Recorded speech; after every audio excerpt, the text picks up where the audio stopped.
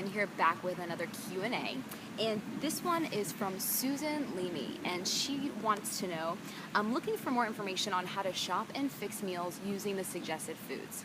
Well, specifically Susan's talking about the metabolic reset, where we're trying to remove all of the foods that our liver deems as toxic so that our liver can start getting our metabolism to just rev up again, giving our body what it needs so that it can give us what we want, which is fat loss and muscle gain and all that good stuff. So the first thing I want to talk about before I go into the specifics of what to eat and how to shop for it, the thing I want to impress upon you before you go shopping is a better question is, how can I make sure that this week I am set up to respond to what I'm eating versus react? And what I mean by that is, the simplest way to say is just, are you in control of what you're eating and taking control of the situations based on what you know your life is like? Like, you know that you don't have time to make food in the morning, so are you prepared to make the food in the night before? Do you know that there's always tricks and things, treats at work that you're set up that maybe kind of tempt you a little bit?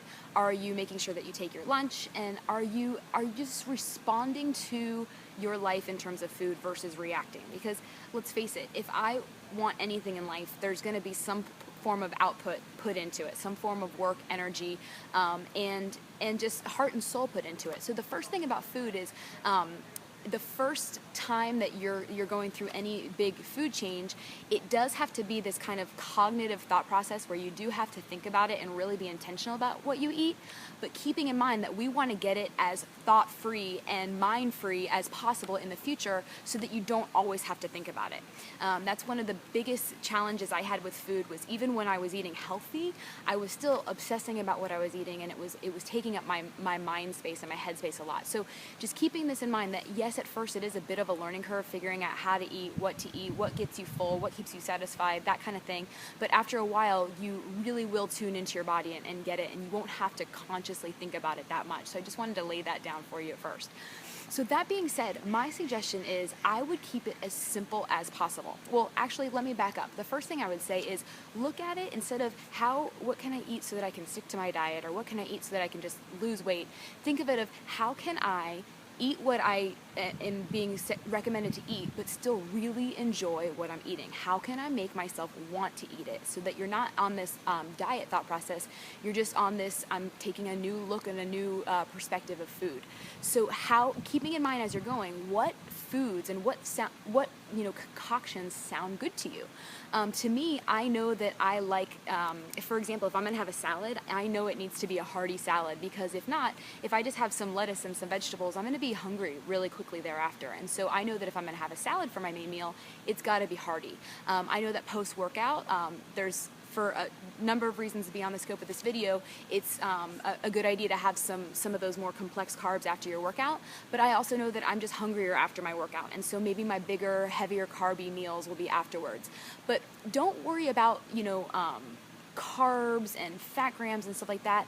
Just think about really eating clean ingredients and making it in a way that you love. So don't be afraid to play with oils and butter and spices, and just have fun with it. I used to, gosh, I used to put so much crap in my foods just trying to be healthy, like things like spray butter and Mrs. Dash and stuff like that, things that aren't real foods.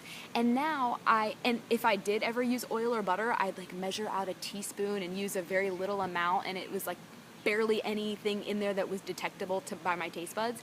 And so now I cook and I prepare my foods how they would be delicious. Like, I just grilled some or sauteed some mushrooms and broccoli in some butter and Himalayan sea salt, and it was delicious. And I didn't just throw in butter with carefree abandonment, but I used enough butter so that I could taste it in my food. And for reasons, once again, beyond the scope of this video, not being fat phobic and avoiding using stuff like that because you're afraid of calories. So number one, just enjoy the food you're eating, and how can you shop and prepare food based on that? Part two is, in terms of the actual food choices, what's the easiest way to set yourself up for success? So what I do when I am being really proactive about my food is I'll go to this, I do a lot of my shopping at Costco, and I'm going to do a whole video on Costco alone, because I think it's so amazing because of the value that you get from the foods, and they actually have an inventory of really unique foods in some ways, and so it's not just a value thing. Their actual stock and inventory is really cool, and I enjoy it. They have great food and great finds. But regardless, whether you're shopping at Publix or Costco or wherever, what I recommend doing is I would get 3 or so staples. Like in my case, I'm a meat eater, so for example, this week I have frozen turkey burgers from Costco. I bought a 24 pack of, it's 2 packs of 18, I think, eggs. So it's this massive thing of eggs. I won't run out of eggs all week. And yes, I eat the yolk. And then what else did I buy? Polish sausage from Costco, and I made sure that it was real meat inside the sausage, because hot dogs and stuff like that, a lot of times they just throw in fillers. And so those are my 3 staples. And so the sausage I've had for dinner, lunch, and breakfast.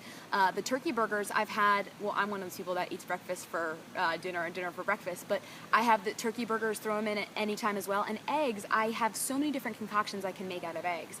And then so I bought some sweet potatoes to keep in my house, and I've made different sweet potato concoctions. I've mashed them, I've baked them, I've kind of sauteed them, or made my version of home fries in the pan.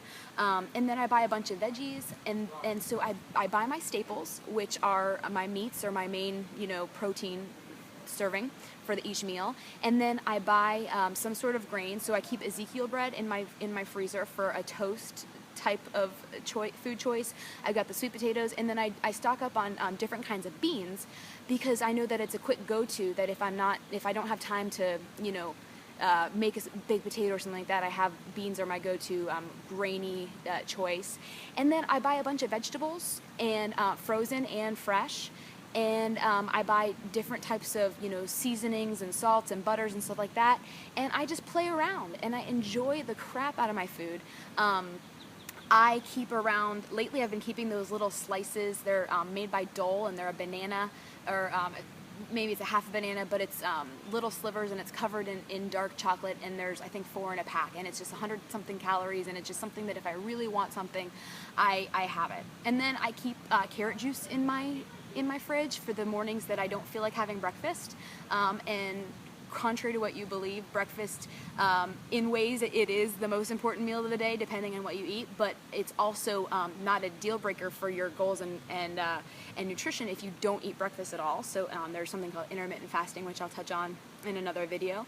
But in general, just get some staples for the week that you can play around with and that are very easy go-to. Like the sausages, I know I can just throw in the oven, and actually what I've been doing is throwing a batch of them in the oven and just having them in my fridge already cooked, so I can just do what I want with them. Same thing with turkey burgers. If you're really in a rush during the day, chop up all the vegetables before you go to bed on Sunday night, and have things pre-made in your kitchen so you can just grab. Set yourself up for success. And my last little tip would just be, don't overthink it. How can you, because we want to keep this going for the rest of your life, right? You want to be able to have healthy options and still reach your goals. And then I'll share with you my views on still enjoying the stuff that you want to enjoy that might have the sugar or extra fat in it, because I do believe there's a place for everything. But how can you make it as mindless as possible, so that you're really enjoying the foods you're eating, but you're not having to obsess about food or focus on it, and you make it just easier on yourself. You're setting yourself up for success. So those are just the first things that came to my mind, Susan, when it comes to fixing the foods that you choose to eat, because then you're not ending up so vulnerable to just grabbing something from the drive-thru, or having to just figure out something, pull it out of your ass. But even in those cases, I've been known to go to 7-Eleven and get little hard-boiled eggs for a snack, or get their V8 juices for a snack, or coconut water. And so there's healthy stuff that you can get even on the fly. Having those ideas ready to go to for you would be a good idea. But in general, just if it's really important to you, just be proactive about it. Be responsive to what you're eating as opposed to reactive, and just make it happen. Enjoy the foods you're eating. Make yourself feel like you're treating yourself every time you eat something delicious, and just roll with it. Let yourself be imperfect, and just learn from every single week, every single phase. Hope that helps you, Susan, and looking forward to helping you more.